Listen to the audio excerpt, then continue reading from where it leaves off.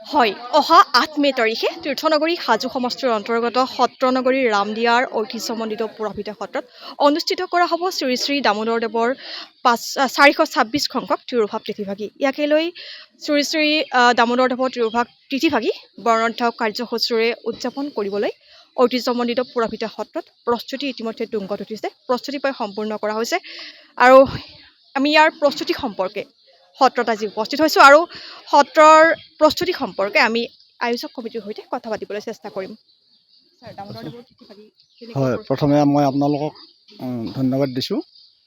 আমাৰ এই তিৰুভাৱ তিথিটোৰ যিটো আমাৰ আহি আছে অৰ্থাৎ অহা ৮ মে' বহাগৰ 25 তাৰিখত হ'ব। গতিকে তাৰ কাৰণে আমি যি লাড়ু বনোৱা প্ৰস্তুতি, এই প্ৰস্তুতি আমি আজি খুব সুন্দৰভাৱে মানে পৰিচালনা হৈ আছে। গতিকে আমাৰ আগলৈ আৰু লাড়ু বনোৱা কাৰ্যসূচী মোটামুটি 4 দিন আছেই। এতিয়ালৈ আমাৰ প্ৰায় 2,20,000 মান লাড়ু বনোৱা হৈছে আৰু আমি 1,80,000 মান লাড়ু বনোৱাৰ এটা প্ৰস্তুতি আমাৰ আগত আছে।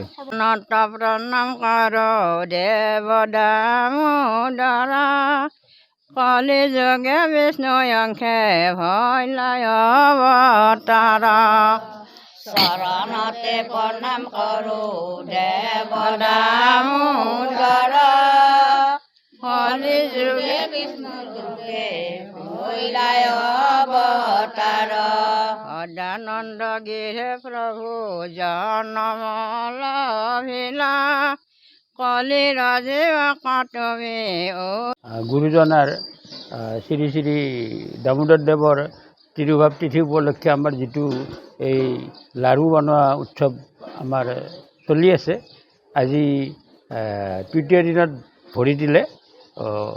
এই কীৰ্তনৰ তৃতীয় দিনত ভৰি দিলে আৰু এই আৰু 4 দিন বাকী আছে। এই 4 দিনো আমি কীৰ্তন, শেষৰ দিনা আমাৰ যথেষ্ট সংখ্যক ভক্তবান ৰাইজৰ উপস্থিতিত আমাৰ তিথিটো উদযাপন কৰা হ'ব আৰু সেই উদযাপন কাৰ্যত আমাক অসমৰ বহুত দূৰ দূৰণিৰ পৰা ভক্তবান ৰাইজে আহি আমাক সহযোগ কৰি আছে আৰু লাড়ু বনোৱা কাৰ্যত আমাৰ সদায় 250জন মান ভক্তই লাড়ু বনাই দি আছে আৰু এই লাড়ুখিনি বৰ্তমান সমাপ্ত হোৱাৰ পথত এতিয়ালৈ 2,50,000 মান লাড়ু হৈছে আৰু বাকী বনাই আছে আৰু ৰাইজৰ বিপুল সঁহাৰি পোৱা গৈছে আৰু এই আপোনালোকৰ মাধ্যমৰ যোগেদি আমি সকলো ভক্তবান ৰাইজক মানে নিমন্ত্ৰণ জনাইছোঁ।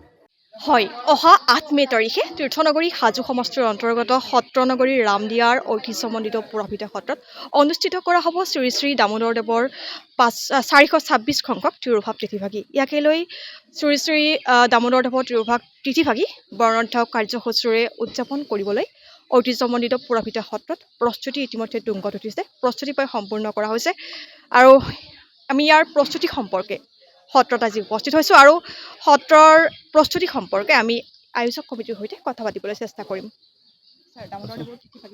হয়, প্ৰথমে মই আপোনালোকক ধন্যবাদ দিছোঁ। আমাৰ এই তিৰুভাৱ তিথিটোৰ যিটো আমাৰ আহি আছে অৰ্থাৎ অহা 8 মে' বহাগৰ 25 তাৰিখত হ'ব। গতিকে তাৰ কাৰণে আমি যি লাড়ু বনোৱা প্ৰস্তুতি, এই প্ৰস্তুতি আমি আজি খুব সুন্দৰভাৱে মানে পৰিচালনা হৈ আছে। গতিকে আমাৰ আগলৈ আৰু লাড়ু বনোৱা কাৰ্যসূচী মোটামুটি 4 দিন আছেই। এতিয়ালৈ আমাৰ প্ৰায় 2,20,000 মান লাড়ু বনোৱা হৈছে আৰু আমি 1,80,000 মান লাড়ু বনোৱাৰ এটা প্ৰস্তুতি আমাৰ আগত আছে।